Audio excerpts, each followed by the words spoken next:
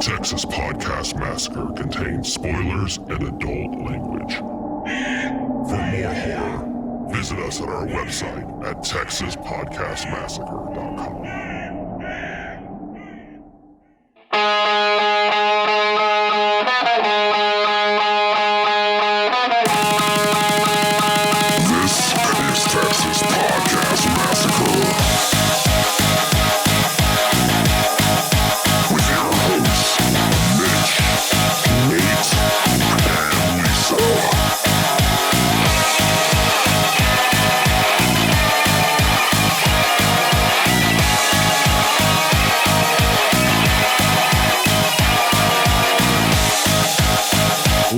Welcome to another episode of Texas Podcast Massacre, coming to you from Houston, Texas. I'm your host, Mitch, and with me, as always, is my co-host from space, Nate. Get the fuck out of my sight. Get the fuck out. Oh, God, I'm so excited to talk. I'm so excited to get back in the cage with you for this one, Nate. Yes, the cage. The cage with like weird, effeminate dad voice impersonations. We're in it. We're in it this time, Mitch. I mean, I really want to know. I mean, I know we're jumping already, but did someone give him these notes? I would love. I don't know that I want to talk to Nic Cage, but I would love to just be in the room. Well, no. So the thing about this movie is that Nic Cage is literally named Nathan, and he does an impersonation of his dad, saying how disappointed he is in them. And I was like, wow, that hits home. Oh, wait, no, it doesn't, because this is the most ridiculous voice that's ever happened. I'll say, you're such a disappointment, Nathan. I can't even do the voice. It's impossible. It's amazing. So, yeah, so we are talking Color Out of Space. You can watch it on Shudder. We saw this at Fantastic Fest a year ago. This was one of like the midnight movies, and I believe, Nate, we saw this the same day they were doing these Star Wars themed cocktails. Yes, which is great. Let me tell you, by the time we got to this midnight movie, I didn't know I was gonna make it through the end because the buzz had long been wearing out, and then B, Jesus Christ, this movie's weird. Yeah, I was C3P drunk definitely during this one. So we coming back as we're on. It's on Shudder now. And hey, everyone, welcome to October. We're in it. It's the most wonderful time of the year, and we got a new theme song. It's October. It's still 90 degrees where we live. But other than that, fall is here. It's great. Nothing, can't complain. It's nothing fantastic. says October like having my house fan still blowing all over. Exactly. Nothing says October like it's 90 degrees outside when you're trying to go for a walk. Being a basic bitch and getting pumpkin spice whatever. Really surprised I haven't tried pumpkin spice bourbon. Someone's got to. Pumpkin spice Crown Royal seems likely. Well, they've already done maple. They got apple. They got maple. It's the next frontier, right? So check out. We did post our 31 days of Halloween. If you don't like our picks, though, you still have options. Shudder is well into their 61 days of Halloween.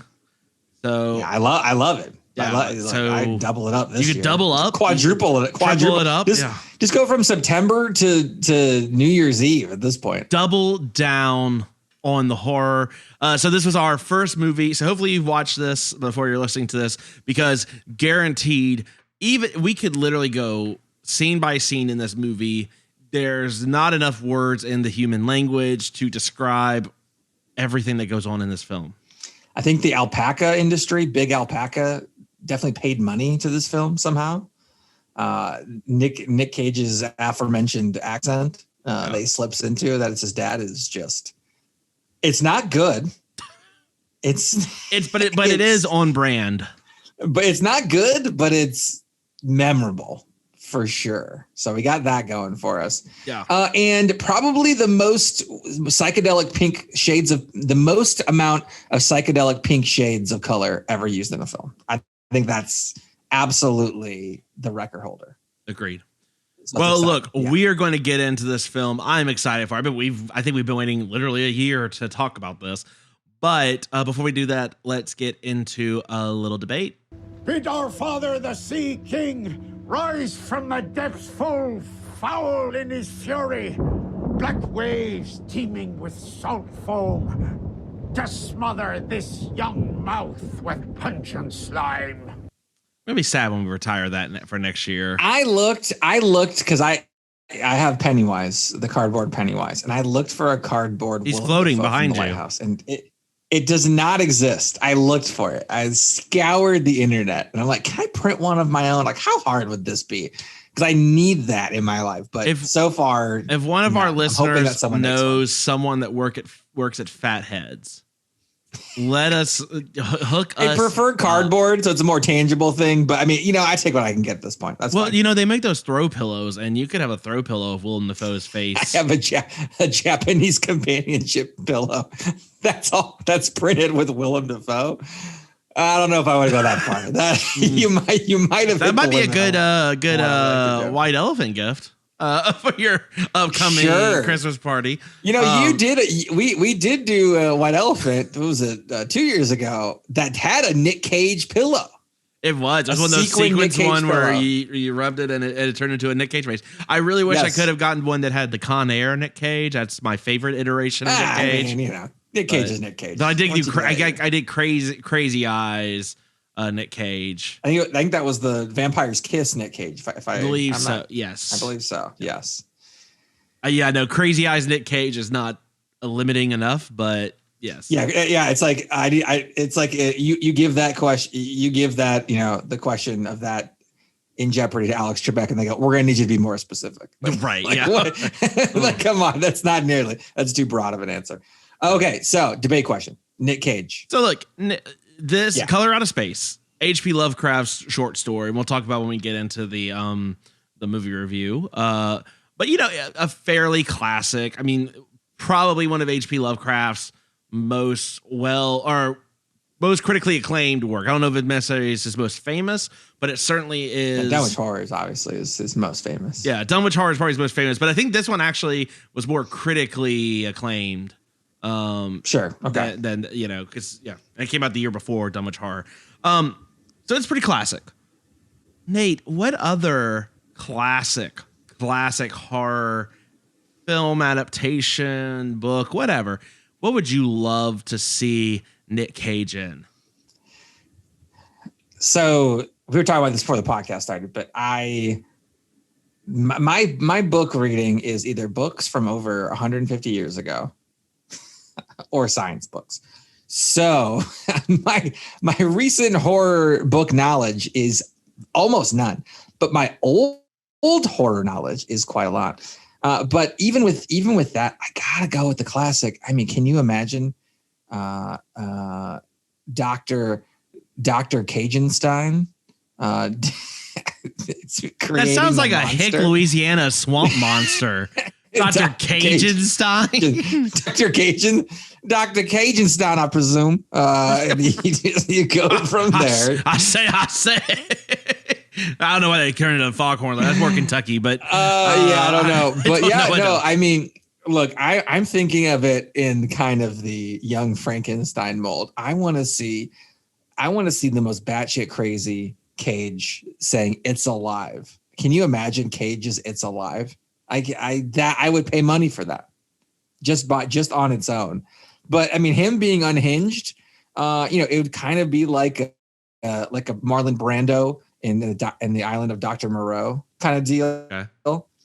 He's kind of the older, slower, a little more chunky version of himself, but he could still go maniacal at any point.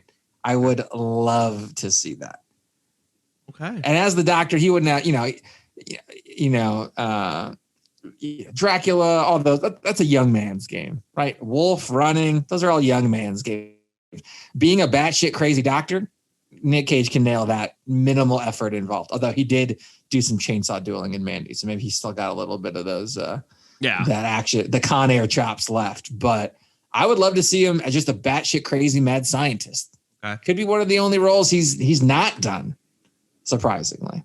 He's been a batshit crazy everything else. Yeah, I'm trying to think. There you go. Maybe Dr. Cagenstein, I presume. I would love it. Love it. Jesus, I don't know. Dr. Cagenstein, we're gonna have to work on that because that feels like a very different movie. Oh, sorry, no, Dr. Nick. That's what we call him. Hi, everybody. Oh my God. Hi, everybody. Hi, everybody. Yes. All right. And my movie is. I mean, I don't. Do I even bother? What? No, go for it. Go. Okay. So I was going to put Nic Cage as the mummy, but I was like, no, he needs to have speaking part or Frankenstein or whatever. He's got to have. Yeah. He can't be Frankenstein's monster. You can't do the Cage from the Black Lagoon, right? You can't do that. I did think about it. Yeah. And Nic Cage for a vampire, that's low hanging fruit. I feel like.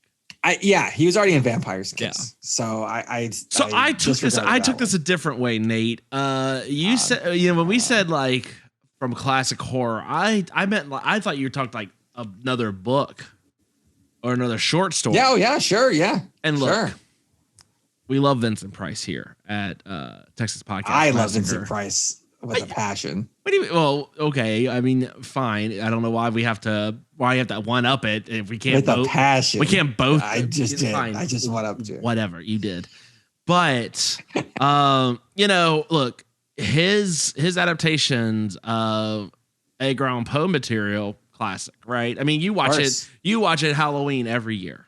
Yeah. And but even Nate, Edgar Allan Poe, it's on YouTube. What would you say if Nic Cage was in a retelling of The Telltale Heart? Oh my God. I don't know. Stop the hideous beating of that heart underneath. First, I mean, basements underneath the ground. Boom, done. Made sense. Okay. So it's a win for me there. But second, could you just imagine? Could you just love? I mean, could you just see Nic Cage? The only problem is Nic Cage might unravel a little too quickly. That's the thing about Edgar Allan Poe is that it's restraint until a certain point, then you unleash it. Yeah. Can Cage do the restrain part? That's the problem. See, I like Telltale Heart. Now I will say I was debating between that one and who is Cage? Is he the one getting stalked or the stalker? Well, no, he's certainly the one putting the heart in the in the ground. Okay, he's the creator. Okay, yeah, that makes total sense. Yeah, but the other one that maybe he could do better because you make a very valid point. Again, as I said it, it's like maybe he unravels too quickly. But what about the Cask of Amontillado? That one might be better. Could you see him leading someone down, some drunk dude, some other actor? I mean, it's like the Face-Off. He's bringing some other guy, some other actor, and they're walking down. He goes, I mean, you could imagine. I mean, Nic Cage could play him as himself. I mean, he's probably got some Amontillado somewhere. He has old castles. Right. He owns old castles. This could be so he could totally be like, and then just watching him just walling off someone and just like insane voice. Get the fuck out of my face. I like it. I like that one a lot. Wow. Okay. What is it called is the question. The Cage of Amontillado. Oh, okay. Yeah, that's pretty easy. Okay, fair. I like that one. Yeah, that one's really good. I would love that one. Is good. We need more Edgar Allan Poe. I mean, single-handedly, Vincent Price tried to do every single story. Yeah, I would love to have seen the Gold Bug. I'm always surprised there aren't more retellings of like the Mask of the Red Death. Mask of the Red Death is one of my all-time favorite horror movies. Yeah. So, and now Shudder has. I mean, it's fine. I can't. I know. I'm gonna go. We can't do all the free promotion for Shudder all the time. I know. Yeah, it's amazing. Yeah, that is one of my. That is one of the when my wife bought me that, she bought me that and The Pit and the Pendulum. I believe it's a dual DVD, and I'm like, this is true love. So after that, amazing. Now, mildly separate question, Nate. So yeah, I mean, we love Edgar Allan Poe. I think there's so much other material that they could make stories and stuff. But they at least need to revisit because they're just such great. I mean, they're still terrifying to this day, even though everyone knows all the stories. Everyone has to read them in school and everything. I am curious. So, what school did you go to? I don't think I read any Edgar Allan Poe in school. Yeah, I don't know, Louisiana. I don't know. What did those Catholics do to you, Mitch? it's varying wildly. It was terrible. I got beat up. I also read Edgar Allan Poe, so it kind of canceled out. I don't even know what's happening. I don't know. They probably told us there was a pit and a pendulum if you didn't go to mass or whatever. If you dance too close to a female at the dance, this is gonna happen. That's right. Oh God. You got to leave room for the pendulum to go straight through. Exactly. So no, but nice. So we know Edgar Allan Poe, but how much of H.P. Lovecraft's works have you read or? I've read a good amount. I did buy kind of one of the collections actually not that long ago, but of course it is a book that's, books that are like, 100 plus years old. So right. It still falls into that category, but no, I read a decent amount. I read some to my son right after he was born, because that's something that parents do. Of course. And yeah, I've only read a few though. I haven't read the whole collection. This is more in your category. That is fair. Yeah, I've read a bunch of them. I've obviously read the big ones. The Call of Cthulhu, yes. Dunwich Horror, Color Out of Space. There's one that's like I can't remember. There's another one's like I think it's just called Astaroth, but I know Astaroth's like the creature in that particular one. Yeah. I've got all like the HP Lovecraft board games and all. Yeah, but for whatever reason, I like HP Lovecraft a lot. I also, he doesn't quite have the same sort of mainstream appeal as Poe does. Sure.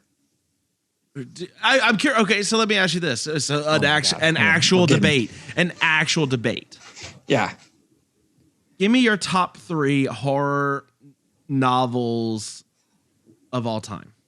Like novelists. Let's go with that. Oh, novelists. See, I don't have that many because all of my authors are old. So when I was young, I used to read a lot of Stevie King. Okay.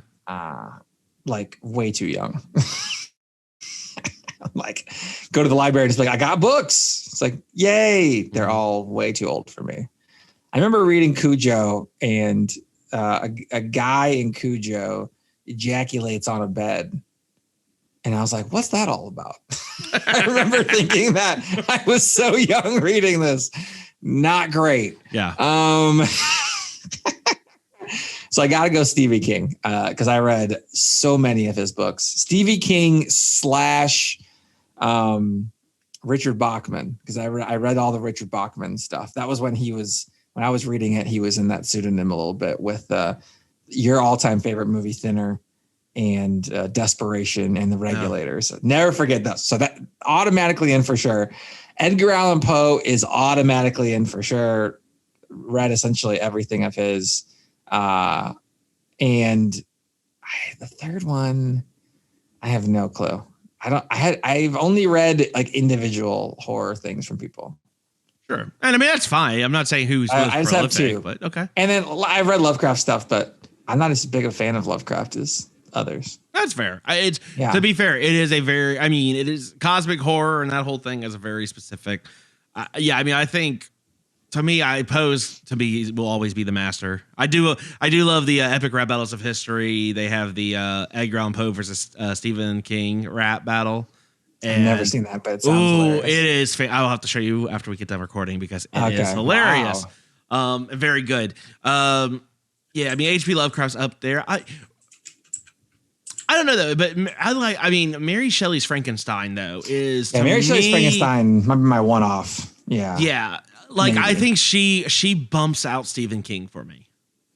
Oh shit! Okay. I would put that over any Stephen King novel. Wow. I like Stephen King. Stephen King. It's like I like it. Okay, some stuff. Others are a little more hit or miss. Okay, it's Stevie King.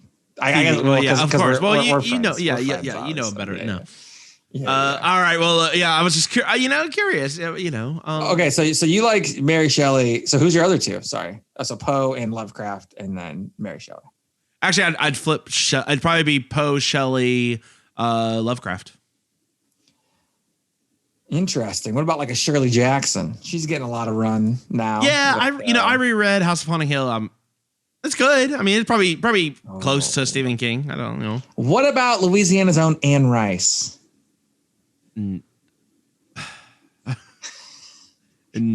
She would not make the top 5 for me.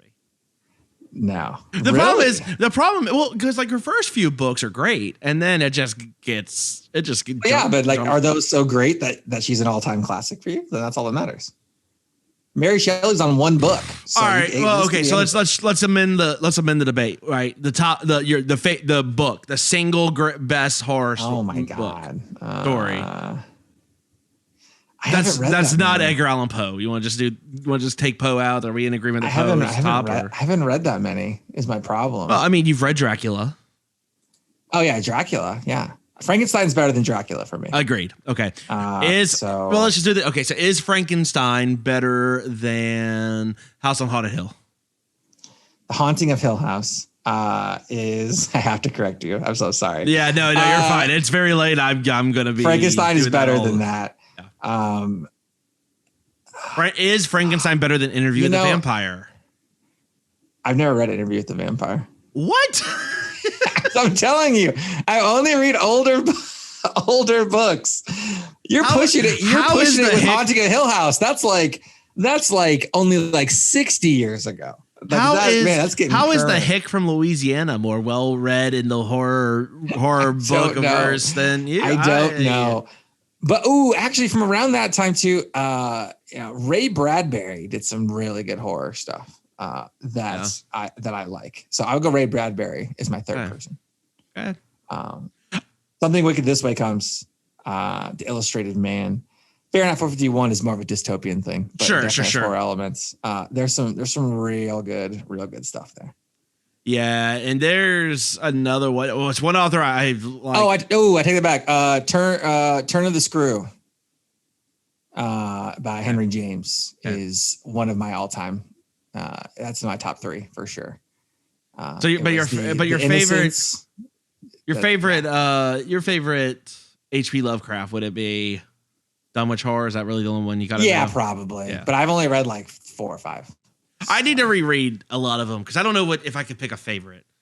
I'm not a Cthulhu person. Well, it's funny. The Call of Cthulhu is not like that great of a story. Like Mitch, the mythos. I'm gonna tell you this: the most recent book I've read that is in the horror genre is How Old is World War Z? Was it like 10 years old? Yeah. Okay, that is by far maybe my most recent horror book I've read. What? I do not. I just read old. I read old things. I don't know. I'm so weird. It's not weird, but Jesus, people can still write. It's not like I don't know. That's always been my deal. I like reading the old stuff. Well, look, I'm trying to get you recommendations if I can ever remember. I know you're during the podcast. You're just sending me texts like, come on, like you got to know some of the. Hold on. I got one. Hold on, I'm looking at my horror list on my Goodreads. I guess if you want to friend me on Goodreads, okay. So there's a few books by Scott Ziegler, much more recent, like last few years, like Ziggy. Okay, Ziggy. But they are. It's called Infected, then Contagious, and then Pandemic. Those are the 3. Oh my God. Okay, it's on the nose for right now for me. I did read all 3 when the pandemic started. Oh God! But it's more of a alien Lovecraftian type of thing. It's very good. Okay. No, it's good. Just are they long or are they short? You read them quick. They're like Dan Brown novels. They're like short chapters. So you just like for me, I've never read a Dan Brown book. So I have no idea. Holy. Why would I read a Dan Brown book? If you would like to sponsor Nate to read a book, let us know at TexasPodcastMassacre@gmail.com. Do you have a dystopian 1912 Russian novel? No. I've read it. I've read it for sure. But do you have a recent book? I've not read it. Give us some book suggestions for Nate so he can maybe. I read a book about the colonization of Nigeria recently. That was written in maybe 50, 60 years ago. So you got that. Why? I read oh no, that was old too. Yeah, I've not read anything recent whatsoever. It's all old. You're so disappointed in me. Send your Goodreads link to Nate. Yeah, send me some recommendations. I'm gonna read a horror book from the last 20 years. Just not the one I'm suggesting. During October, I will read one during October. As a send challenge. one, maybe The Ruins. Maybe there's plenty of. I'm gonna put it up. I'll put it up on social media and see what people think, and I'll read whatever they pick. I hope someone has made like a fanfic of Human Centipede and they send you that to read. That would be karma at its best. Well, I'm sure there's a novelization. The novelization of Human Centipede. That would be fantastic. No bueno. But yes, let us know. Texas Podcast Massacre at gmail.com. TX Pod Massacre on Twitter. Texas Podcast Massacre everywhere else. Nate. The Cager cyst.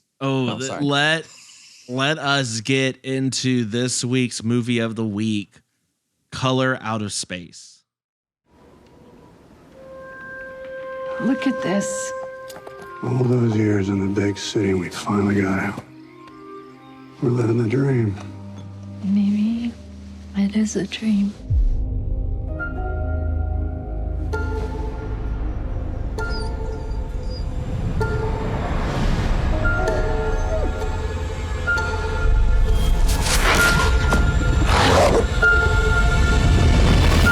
Then everything just blew up. Big flash, like a pink light. Or actually, I don't even know what color it was. It wasn't like any color I'd ever seen before. Looks like a meteorite. You think it's radioactive? I mean, it's from space, right? Meteorites are generally no more dangerous than ordinary rocks. How can something that big just disappear? Did you plant those? No. Ward, you come here for a sec. Oh, God. What are you doing? Shh. It's talking to me. Who's talking to you? A man in the well.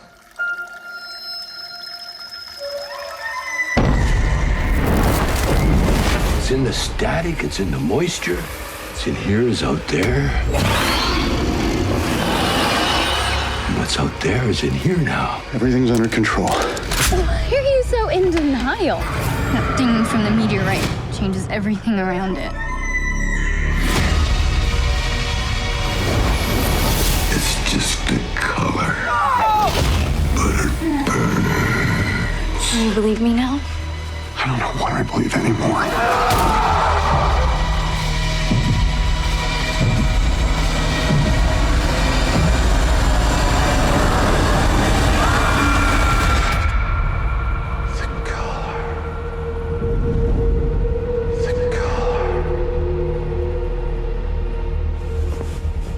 Everything's gonna be A-okay.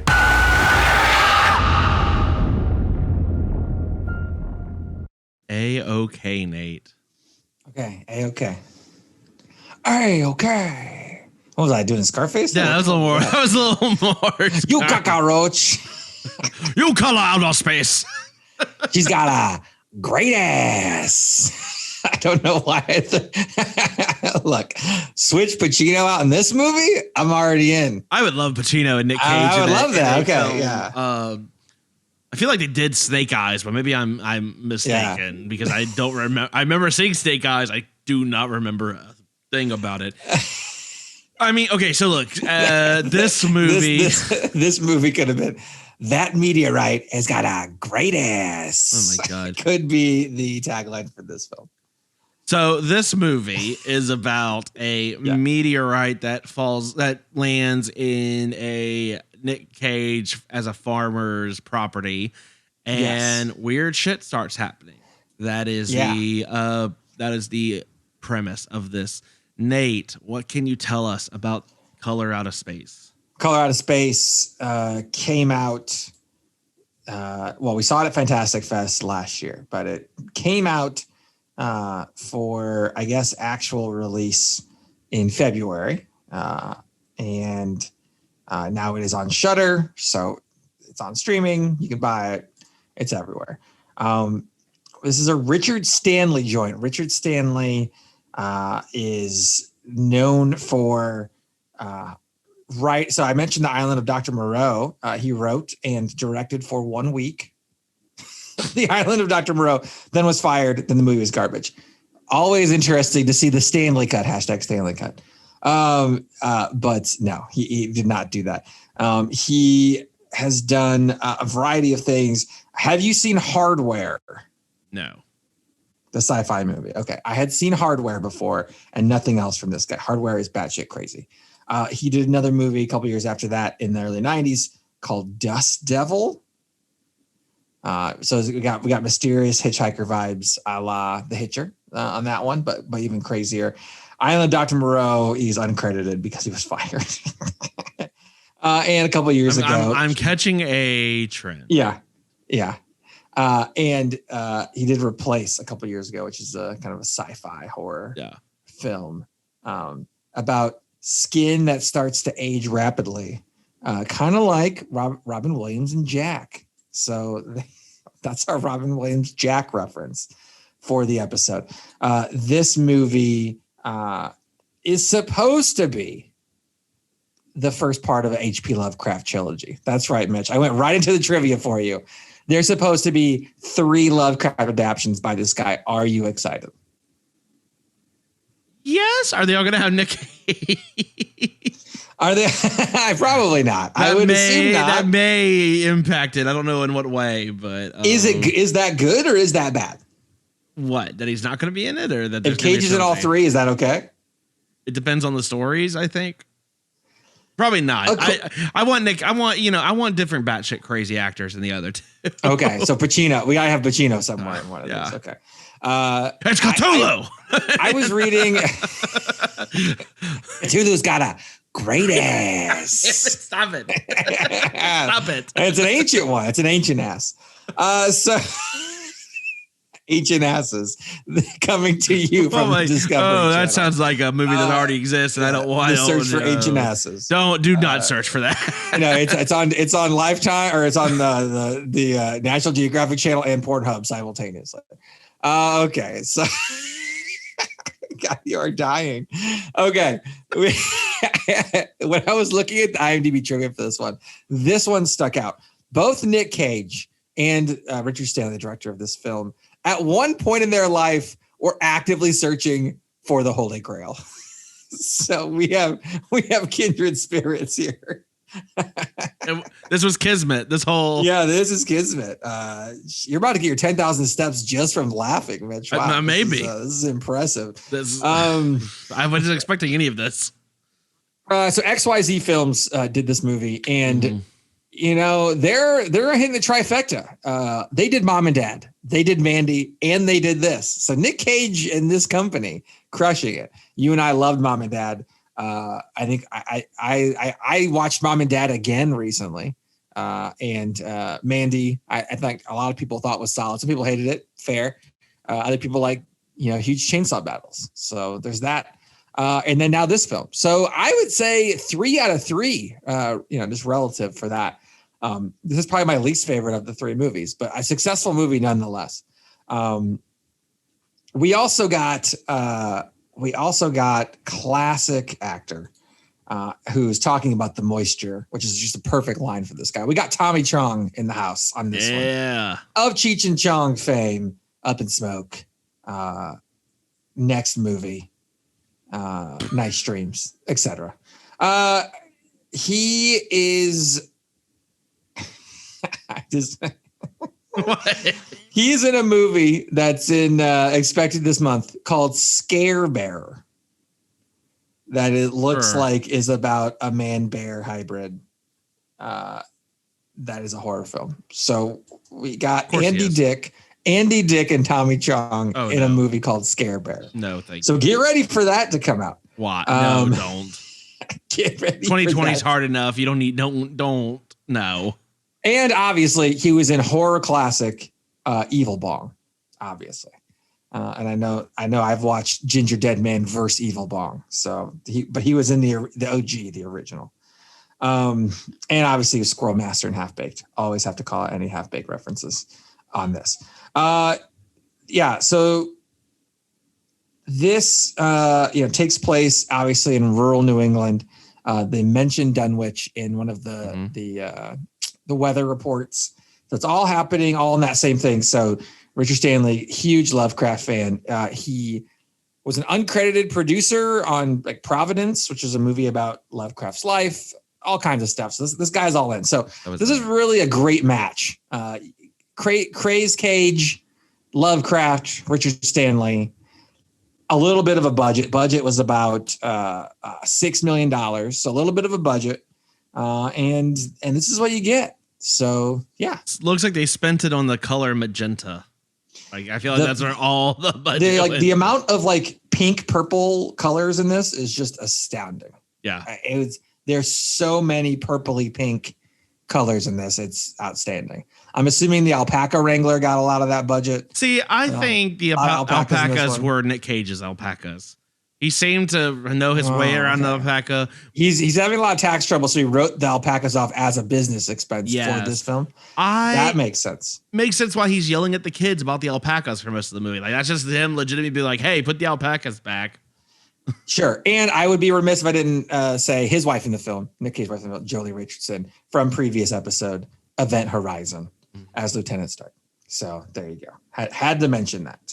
So Nate, we're still doing our spoiler-free part of this before we get into spoilers, but overall thoughts, you've seen it twice now. Yes. I'm curious, how was the experience watching this the first time, very buzzed, possibly drunk and coming down, versus watching it potentially soberish? Sure.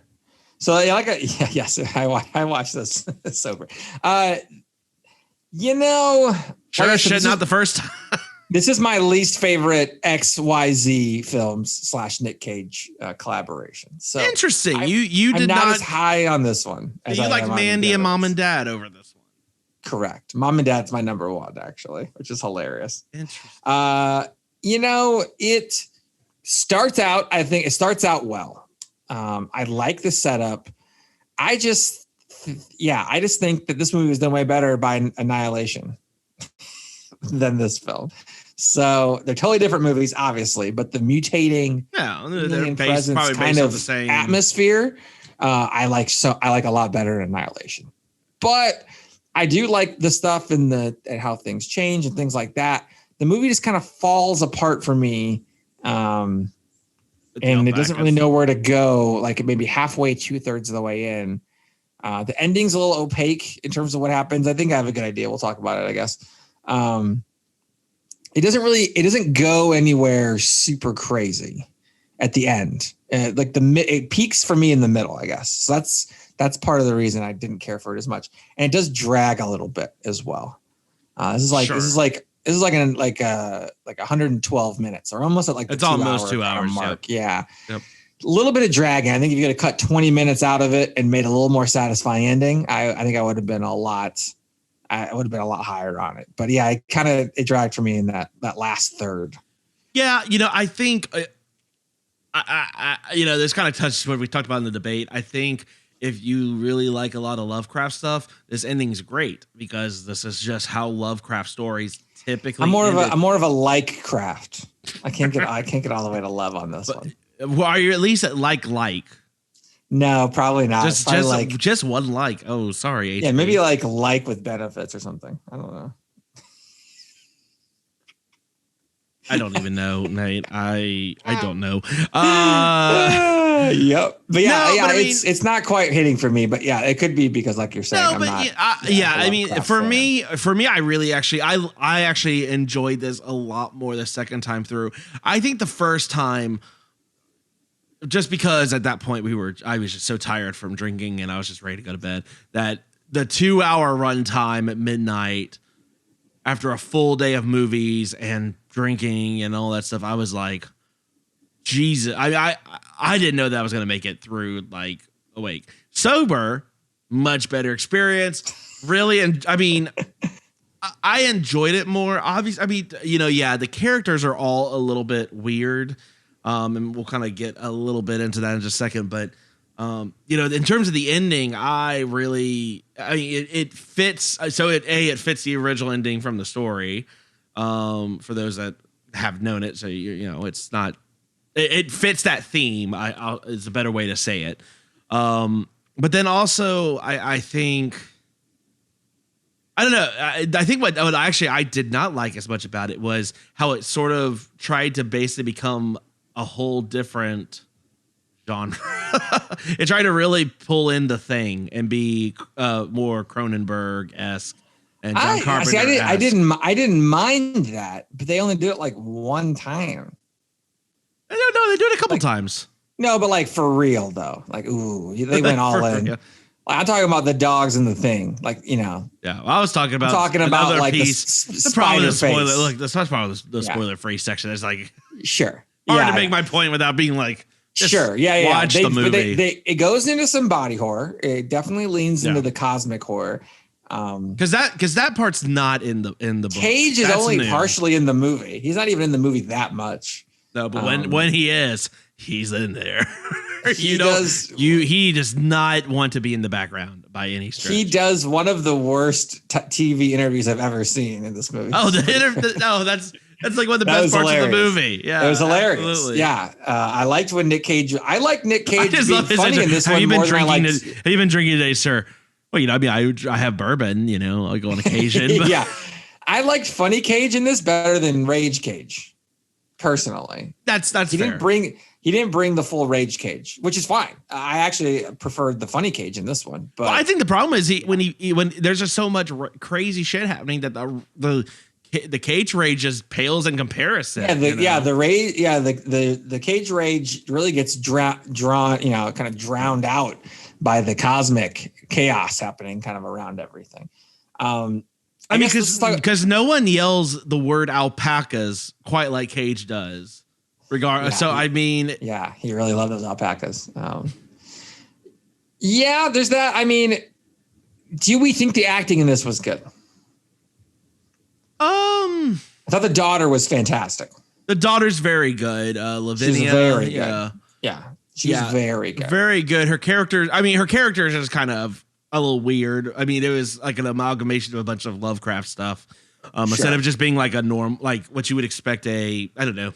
There's a little bit of that, but it didn't bother me. But yeah, the actress was great. Tommy Chong was fantastic in this. Tommy Chong was great. Really liked him as sort of the like off the grid in the woods, sort of like off the grid, sage wise. Well, but they mentioned he was an engineer. He just was like, I feel like as a computer, it's funny. I feel like as a computer science person myself, it's like I don't trust fucking computers. I don't trust any of this. I always appreciate the rural horror too. Yeah. Because I grew up in a rural area. So it's like, no help's coming. Like you just assume we got nothing on this. I don't know that there's anyone I would say that wasn't a good. I mean, Nic Cage, maybe by default, is the worst actor in this movie. I think you might be right on this. And I honestly think because everyone else just did a great job. It's not necessarily a bad mark on him. It's just yeah. And even like the hydrologist, I'm gonna say the word hydrologist more than I've ever said in my life during this episode. He's good. Benny, the middle kid, the older brother. Mm-hmm. He's from The Guest, which is awesome. He was pretty solid. The little kid was good. No. In general, not bad ensemble like performance here for sure. And certainly I think in this movie the effects are fantastic. Particularly, that's where any of these like cosmic, body horror type things they can make or break, right? The effects are so well done. I think everything they're trying to do is pulled together. I do agree. It could be a little shorter. There were some things that is like, we get it. Let's get moving. But even like the spots of CGI and stuff, I think were still really good. and flowed really the CGI well. was very solid. Yeah. The pinks and the magentas and the purples and the blues and everything radiating and different kind of stuff. Yeah. I think Annihilation had a lot bigger budget, so it could do, different stuff, a little bit in the morphing and stuff better. I do prefer Annihilation, just generally to this, but I haven't seen Annihilation, fan, so I don't. Yeah. Oh, okay. Oh man, I think you would really enjoy that one. But if you like Lovecraft, if you like Cage, if you're generally a horror fan, I think this is a slam dunk. Yeah. To at least watch once. I would say if you are an unsuspecting victim, this is going to be a tougher watch.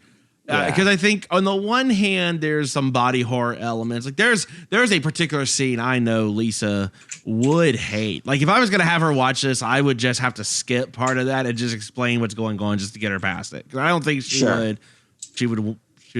I think she would nope out there. Okay. But in terms of like just the normal terror and just everything else, I think the hardest part for an unsuspecting victim would be the body horror. That piece of it, the cosmic horror part, that's gonna just depend on how if you find that kind of stuff scary or not. Some people, aren't really scared about like Great Beyond. They're some people just end up being more scared by immediate threats versus like cosmic entities and shit from meteorites and all that, because I guess it feels less real versus like a slasher or demons or something. But yeah, I agree. So I mean, I would say unsuspecting victims, watch at your own peril. It is. I think it's worth the watch, but yeah, I would say check it out and see if you like it for sure. What would you think? Would you say if you liked Mandy, would this translate? I don't know that it would. I'm trying to think if there's something else. Mandy's got more of it's got the trippy, the like kind of part along with this, but you really get into an action. I think if you're an unsuspecting victim and you're wondering about this, and if you've seen The Thing and you liked it, or at least you were able to handle it, then if you can handle The Thing, you can handle this movie. Is that fair? Yes, agreed. Absolutely. That'd be the best way I could say for not our non-horror listeners, whether you're trying to cite this. All right. Well, look, that's about as much as we can really get into. There's too much bonkers shit to talk about without spoiling anything. So look, go watch this film and get out of here, witch. All right. We are into spoilers. Nate.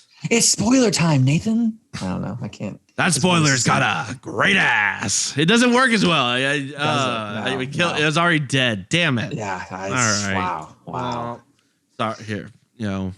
First. Yeah. That was a self dunk. Self dunk. Oh, on the wrong basket. Just right on top of yourself. First thing I wrote in my notes. There's a pussy called G-Spot in this film. And that just sets up a whole, do the animals die in this film? And the answer is a hard yes. Animals are going to get murdered, and there's nothing you can do about part of our dogs difficulty getting a unsuspecting victim on this episode was the amount of animal death for the folks that were available to record for this. So Mitch, call out the animal deaths because you probably remember them better. I'm like, oh great, animal died, awesome, but I didn't really feel any of them. Dog disappears. Then dog is gone. Then dog's gone. There's like a random cat that's like all mutilated and shit. The cat dies. All sorts of deer and animals from neighboring farms are all just like literally turned inside out. The alpaca massacre. I mean, the alpaca looks like and they die with. I mean, it was like that one scene where Nic Cage finds his alpacas and they're that glob of flesh and all that stuff. It's like the Thing dogs. It's the Thing dogs meets the RoboCop scene where he's like shooting off all the like it's like those two things mixed together. So that was upsetting. Now, do you think the horse survives? A horse? They try to get a saddle on a horse. Horse like, I'm so done with this. And that horse. Do you think that horse makes it? I'd like to think so. I don't think it. I think the horse does. Does the horse die.com is a 100% yes. A lot of animals. A lot of animals deaths. Wow. Yes. So that was a positive in my book. No, I'm just kidding. After a while, it's like, okay, we get it. Even for me, I'm like, the animals are dying. We understand. I get it. I understand. Now the meteorite. I mean, the whole meteorite perfectly landing near a well. That's just bad luck. I did love how like when the news reporter comes in and they're all there, that like their idea is, hey, is this thing radioactive? I don't know. Let's all hover around the fucking thing and just kind of take a look at it. What if? Okay, I'm skipping all the way to the end here. So you talked about it, but the meteorite went to the well, right? Does the end credits, if you put Dave Matthews Band "Don't Drink the Water" over the end credits, is this not made a way better film? Right? Come on, I'm making a Dave. I'm reaching out with the Dave Matthews Band. So you lay your arms down. Yeah, I can see it. I'm jamming now. Yes, I will call this. Okay, that was close. Now you're working into your Dave Matthews. Yeah. Well, I'm not wearing Birkenstocks and running around in like a field. That's the problem. We haven't heard Ants on Parade or whatever the bullshit. Yeah, ants go marching. That's whatever. Fine. Sorry. Like when you have kids, ants go. The ants go marching. It's the kids' song. Wow. But what's the fucking Dave Matthews one? The bam, bam, bam, bam. Bow, bow, bow. I'm dancing. Can this be the podcast? YouTube listeners are having a shit. Bam, bam, bam. If you love Debbie Does Dallas, you'll love Mitch Does Dave. Oh, I do not That's what this podcast has turned into. I am editing that out of this episode. I don't know what's happening right now. The Dave out of space. It's what's happening. Sure. The meteorite crashed into me. Anyway, okay. So the meteorite crashes. Everything starts getting weird. That's good. Nic Cage does the most hilarious TV interview of all time. In which the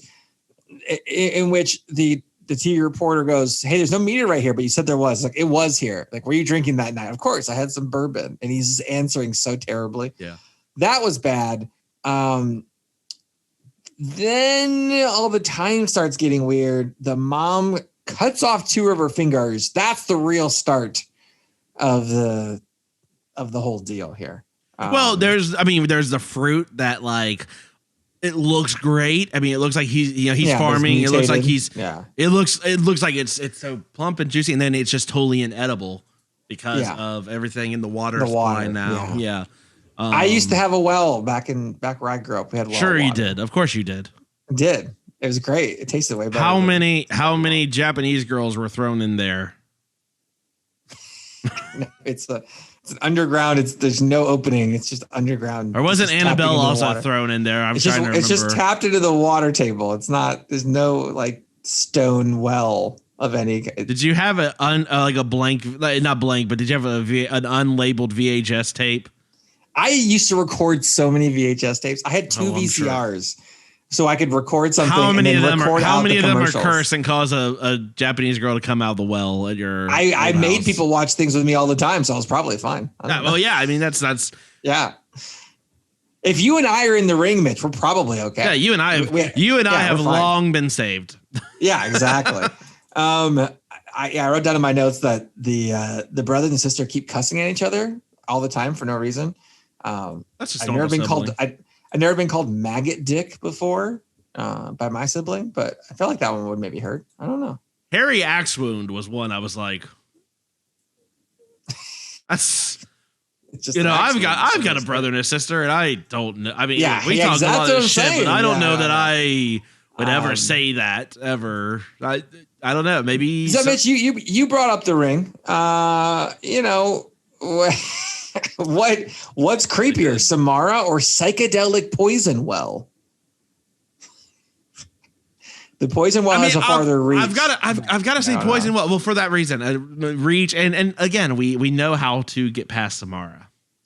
Although in both of them, the horses are really not doing well. Oh no, worse in the ring, but the horses are not doing great in either of these movies, unfortunately. I got to say, my favorite character is probably the hydrologist. The guy was great. Solid. He was like very competent. Was the science guy. Yeah, so very competent science guy. Did a little flirting. Yeah, he hit all the bases. And look, he made it and he made it out. So I'll get into the spoilers, but hydrologists, live 100% of the time apparently. So, we're good there.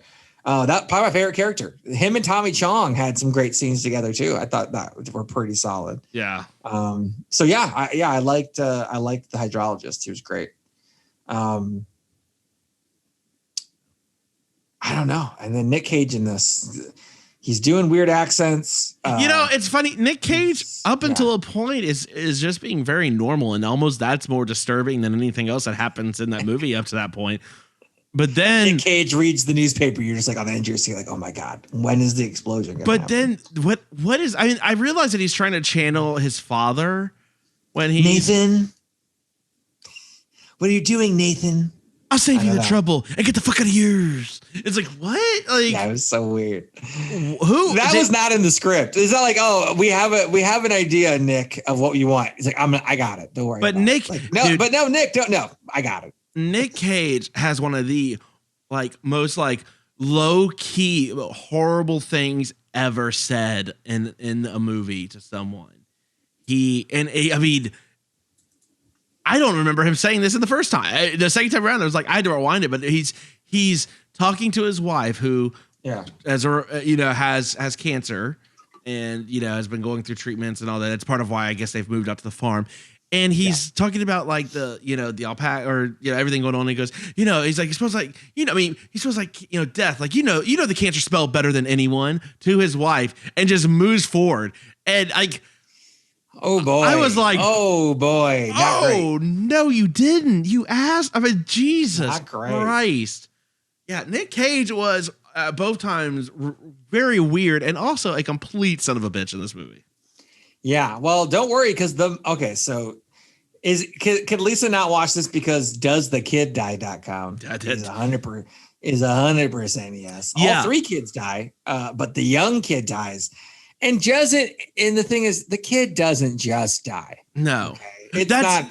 You wish it was that easy in this movie. No, it is a full-on body morph, conjoined twin combination with the mom into some freakish mom-son creature thing. Well, that of course they put in the attic because that's where all the gross things go. Why she would have noped out, right, is because this mother is protecting her child from this big glowing thing and hugging him close. Like she's like, I'm surely she doesn't think she's going to be morphed into her son and become this horrible. Oh my God.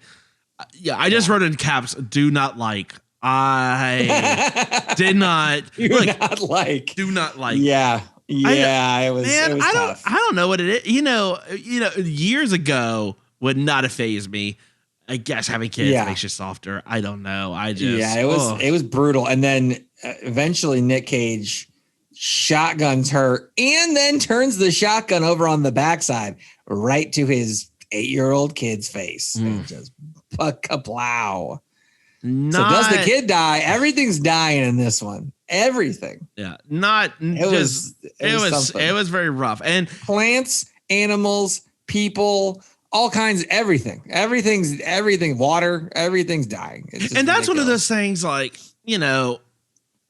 get, I'm not I'm not upset about it. At the same time, I can totally see someone being pissed about it. If you get upset about kid deaths, I would not fault Lisa if she saw that and walked out. I totally get it. I also would understand because none of that shit happens in the story. So the story Color Out of Space, all the major events, the ending, the meteor, all that stuff, that is 100% how it happens in the story. It is, almost straight up. Where it differs is all the crazy body morph animals getting, even the plants, the inedible part, that's in the story. All the stuff growing, all that in the story. But the animals don't morph they basically just turn to ash or something or dust or something. There's no alpaca sucker. Yeah, none of the the farmers and all them don't like morph into like. So that's one of those things that like How many times is the word pink used in this story? And it's not a color is never actually identified in the story. They do a very good job. On a visual medium, obviously you have to pick, right? But okay, they picked pink, and I think the pink looked awesome. Well, they picked magenta because magenta does not exist in the actual wavelength, like the spectrum, right? It's not. It's if you look at Roy G. Biv, magenta doesn't exist in that. It's sure. It is it's only the way our eyes, and it has to hit the rods in your eyes a certain way to produce that color. So that's why it gives it that. Yeah. And, I mean, very clever, and that's why I really like this movie for a little shit like that.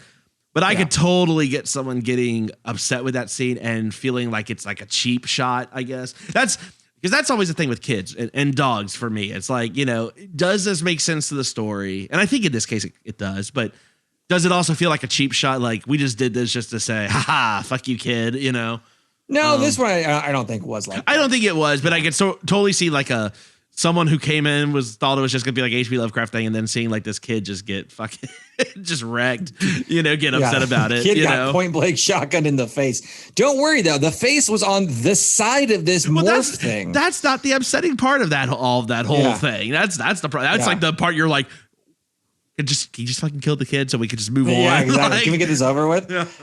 The one thing. Okay, let's go through all the kid deaths then. Fine, I don't care. The other kid thinks the dog is down the well. Thinks the dog's down the well and goes into the well after the dog.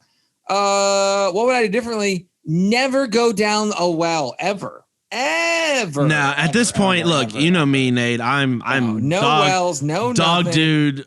All day, every day. Yeah, it doesn't matter. No, after you've seen all the shit you've seen, that dog dead. I mean, it just look. I never reverse Lassie. If Timmy's in the well and Lassie tells you, maybe. If Lassie's in the well, Lassie's gone. I don't know. I don't know what to tell you at this point. That is strong. That is strong advice, Nate. It is. That guy just died so terribly. So just unnecessarily. That was ridiculous. Lavinia, probably my second favorite character, or one of my top three. She just like gets eviscerated by magenta. That's how she dies. She just gets exploded, like Dr. Manhattan in Watchmen, but it was magenta, and she did not come back with a magenta body. She was gone. No, but that was brutal. The effect is really cool. I guess after a morphed version of my mom is just grinding and licking on me with my little brother on her back. I might give up too. I don't know. That was pretty brutal. I would be pretty traumatized plus poisoned by magenta alien meteorite water. I think I probably would give up too, but holy shit. Yeah. That was awful. Tommy Chong just got like disintegrated. I don't even know what he just got like rotted. I don't even know what happened. I think time sped up. There's weird time loops and time distortions, and he just fast forwarded 100 years. I don't even know what happened to that guy. The trees come alive like Ents in Lord of the Rings to kill a sheriff. That sucked. And then the hydrologist has to do a duel at the end with should have been dead, shot and dead Nic Cage. But then he's alive again because of time loop. And then they're doing a battle. And of course, where does he seek refuge? The safest, strongest place in the house, the basement. And ends up surviving because he used the basement as shelter. So there you go, Mitch. Yes. Attic. Kids die in the attic. Hydrologist gets saved in the basement. They mercifully die in the attic. You know why? Because if they'd killed him in the basement, they would have come back from the basement and up into the house. I don't think at the attic, they can't get back down. They can't get down from the attic. It's the best spot to put them. So it's where all the creepy shit goes. No, it's not. I agree. There was a quote in the middle of all this. It's like life in the sticks, right? I was like, yeah, good job, Nick. Good job, Nick. I mean, I don't know what else. I wrote the word hard gank to describe the sheriff getting grabbed by that tree. Holy shit, that was creepy. If they had more of a budget, I think you could have seen a full on Ent, like an Ent chase, which would have been amazing. I would have loved to have seen that. So we're right about the ending. People die. It's pretty ridiculous. They're all pretty varied in the way that they do die for the most part. So I appreciated that. What did you think about this ending? And can you tell me definitively what happens at the end of this movie? Because I'm not 100% sure. So I can tell you what happens in the story. In the movie. Okay. Yeah. Oh, maybe this is what I needed. Okay. Sure. So at the end of the story, effectively the color. And look, this is a very Lovecraft thing, so you may not like this answer. Okay. And because a lot of things just happen inexplicably, because the point of Lovecraft horror is we can't possibly fathom the mysteries of the cosmos. The color basically leaves. It basically just returns back into space. But there's a piece of it that can't. It never does. It starts to leave, but then it can't. So it falls back. And so that was like the sky at the end of the movie. Yeah.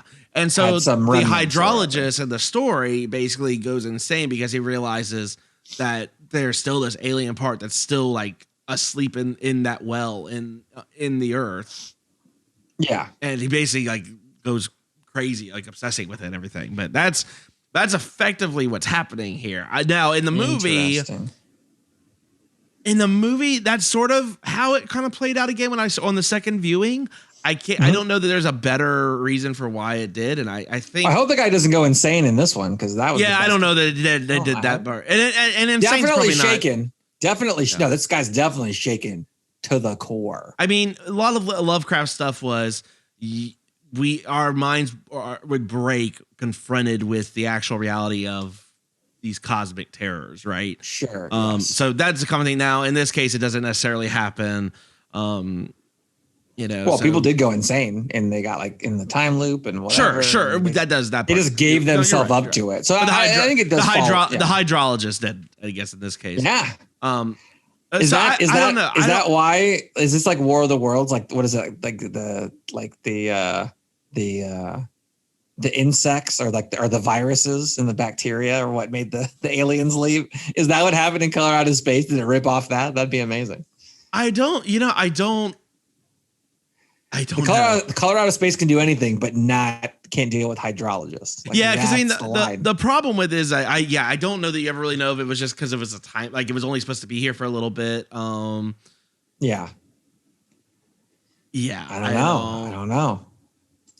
War of the Colors. So that's effectively what happens in the story. I mean, so what part? I know you kind of said, or you alluded to that you. I didn't know what the time loop was. Because Nic Cage was dead, then he was alive, then he was like acting like his family was there, like before in the movie.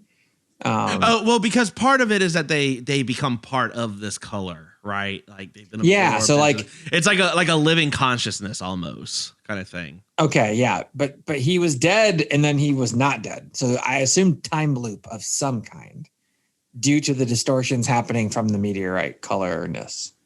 I don't know if it was a time loop. I think because he was dead. He got shot. No, I know. He was up he was dead, but again. I think he was largely because he was impacted by all this. I think he was. As much as you want to put it into us, well, I'm trying to think how the most. I think he was effectively brought into that same dimension reality as this Color Out of Space, and the fact that it exists in a different spectrum, a different wavelength than what we perceive on Earth, right? Like we would normally perceive. And I think that was the hydrologist sort of seeing that blur, and that's why you saw the family there. It wasn't necessarily a time loop. It was almost. I mean. I don't want to say it was their souls were now beings, but it was sort of like, their essence, their whatever, minds, whatever you want to say, got melded into this color. Okay. And so that's what he's seeing, and then before it flies the fuck out of there. But they're losing time more than anything, right? It's the flashes, and then it's like, oh shit, what the hell's happened, right? Okay. Yeah. I mean, so that's why, like with Chong, it's not that time's looped so much as that he's been already absorbed, but because it's picking up the wavelengths that he was attached to it is I don't know, because I feel ridiculous saying it because it sounds very new agey, but like his presence or his aura or whatever the fuck you want to call it is like attached to all that. I think that was sort of what they were trying to get at. I know. I hate it. I hate that those words came out of my mouth. That was so bad. Feel gross. Oh man. Okay. Yeah. All right. Yeah. I mean, no. Yeah. That was. I got it. The thing left. A remnant of it remained in the sky at the end. The hydrologist is like, I survived this by going to the basement because I'm very smart. And then, he's quoting from that. That was in the screenplay. Like the guy's so smart. He realizes he's so smart, but he also realizes that there's remnants of it still around, right? And so he's shaken just so hard by that. So I get it. Yeah, it was good. It, like I said, it dragged, and then some people just died by just like getting eaten by color. Didn't seem like everything morphed. It's like the final form of the color is like. Did it get more potent and more strong right before it left? I wasn't sure about that part of it either. I think the book would have solved a lot of my questions. So I don't know that it would have. It wasn't intended. It wasn't. That's something that like a big reason why you either love or hate Lovecraft, because it's none of his stories. I mean, that's part of the thing, right? None of them have any explanations, and he doesn't try to provide them a lot of times. It's just it sounds like it was a little bit more explained in the book than the movie. I mean, a little bit, maybe. Yeah. I mean, it still just leaves basically. I think, the movie, I would say this, the movie did the book justice, it obviously added some things that maybe you could argue maybe it didn't need, but it was very true to the book and to the story. It's not even so much a book, it's a short story. Yeah. Okay. Yeah. And it's a short story too, right? So I mean, exactly. You're not going to get all of the. It's funny enough. I think one review I when I was doing some research again for it, I think one review for the short story was that the short story ran a little too long for someone's taste, and I laughed because I'm like, that's what I say about this movie. Nice. so at least maybe he's keeping true to that as well. All right. Well, look, Nate, we discussed it. We've talked about it. I just need to know, what is your final cut? Final cut. Nate, why don't you kick us off here? Sure. Yeah. So this film, like I said, we saw it about a year ago. Love that other people can finally see it. We're not going to give you reviews to stuff that you can't see because we're not film critics. We're not whatever. We're not. We'll gladly talk about indie movies that are coming up, but we're not gonna. Yeah, we'll say, hey, this one was good. Watch out for this, but we're not gonna review something that's not already out for other people to see because, come on, that's ridiculous. So I'm glad that it's out and streaming, and people have had a few months to see it if they wanted to buy it, and now it's streaming on Shudder. So go check that out if you have Shudder. If you don't have Shudder, put in the code TPM, and you can get some extra time. So there you go. Hey, so do that. And, I think the acting on this is good. The use of the color pink and magenta and purple or whatever was great. I think it's hard to visually quantify some of this stuff. And I think they did a pretty good job at that. So that was good. Cage is underwhelming in this one. He doesn't have to be Cage Rage the whole time, but when he went Cage Rage, it was real weird. He's in a car. He's like beating up a car. I don't even know. It was ridiculous. Yeah. Tommy Chong was great. The general acting was good. Story dragged for me. The ending was fine-ish. I would have preferred a little bit, like maybe more of a climax. A little bit more. Attic was gross. The basement was good. That was a positive for me. I wish I hadn't watched Annihilation before this. Because I liked it. So it's very similar, and I think you should 100% watch Annihilation, Mitch, because I think you would like it. I think Lisa would probably like it too. By this point, I'm just waiting until we actually do the review because I'd rather just. I wouldn't even wait. Annihilation's great. I would highly recommend it. Maybe I'll sneak that in if it's on our 31 that days. That did color my review on this one a little bit lower than I maybe would.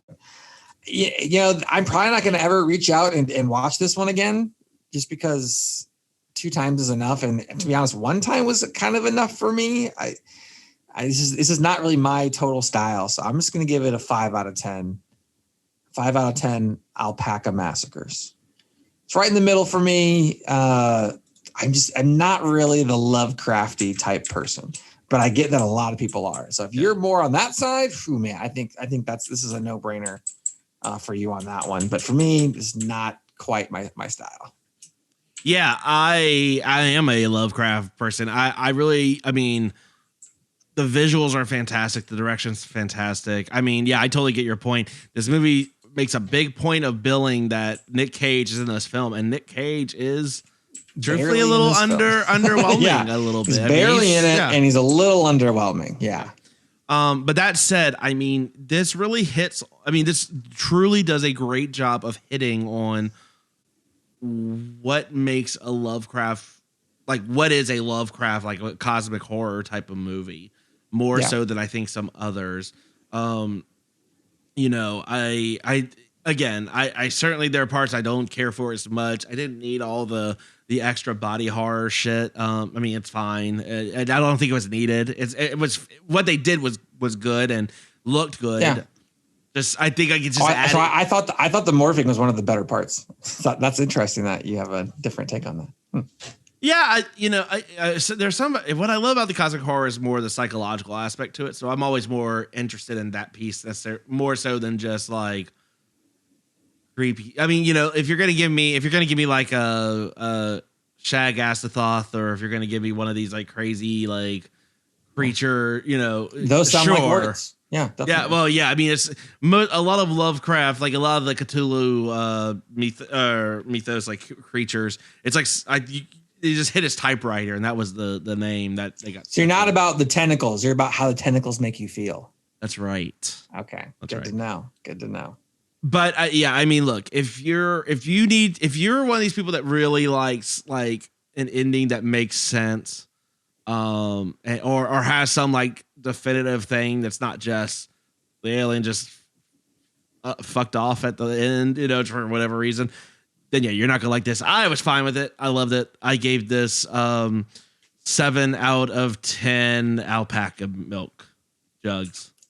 That's funny that you mentioned that, because there was another movie we watched during Fantastic Fest called Laughter, and you said it needed a more definitive ending.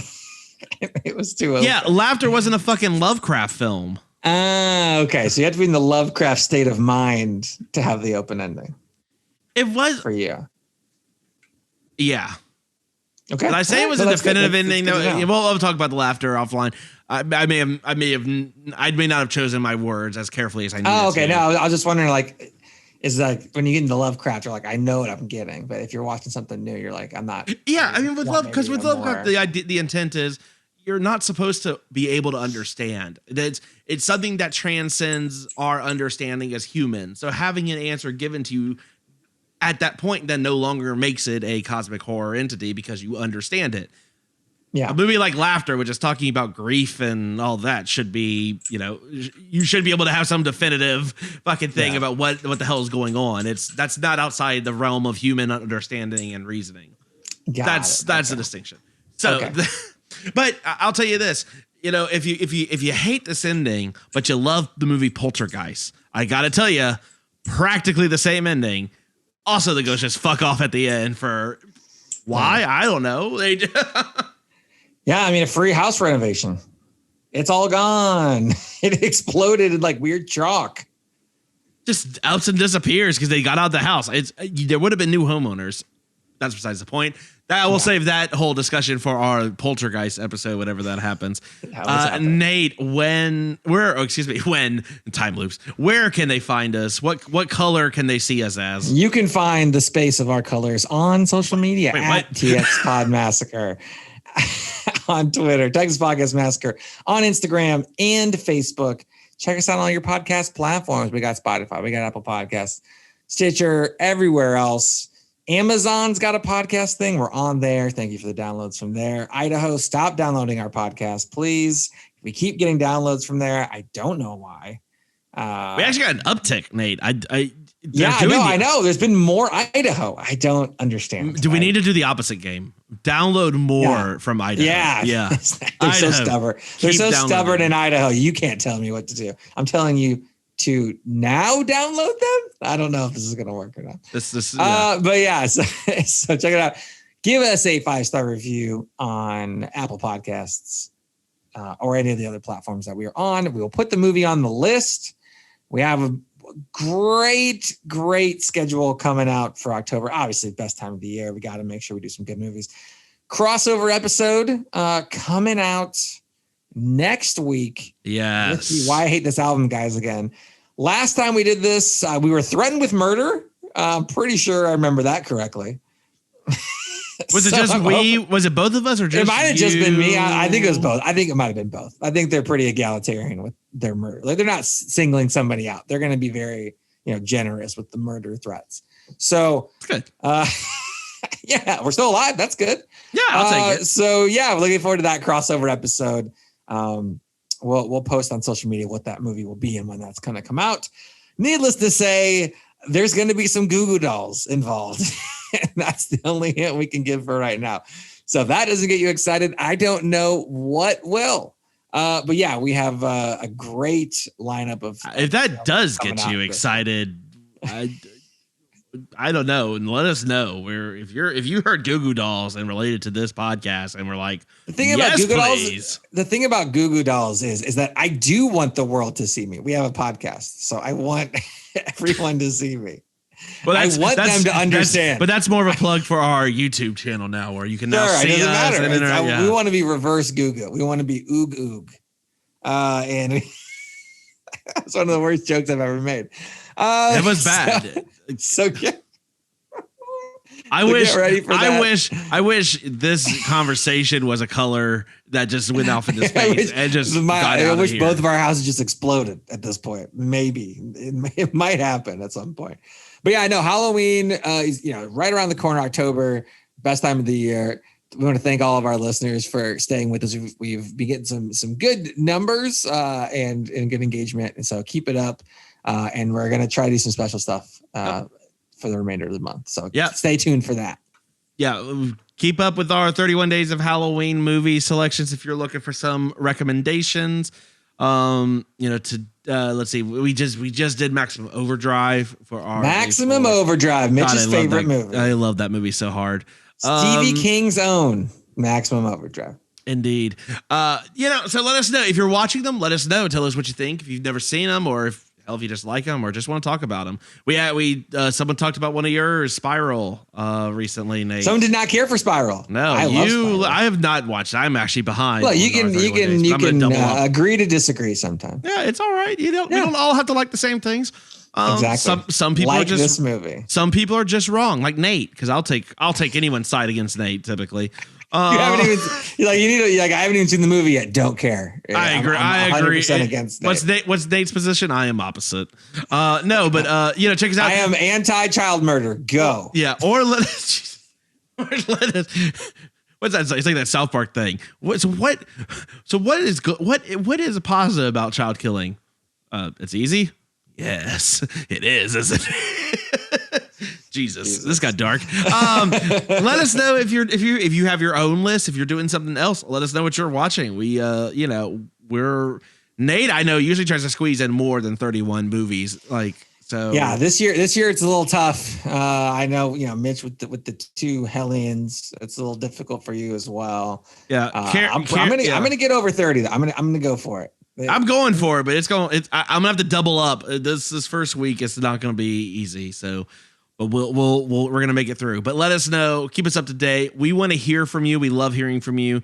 And thank you to everyone who retweets and shares our stuff. Obviously, we want to have as big a party as we can with everyone. So just keep telling your friends, tell your enemies. I mean, make them. If you know people that have wronged you, and would hate to hear Nate and I and our friends talk about horror movies, send them our way. Let us know. I'll call them out.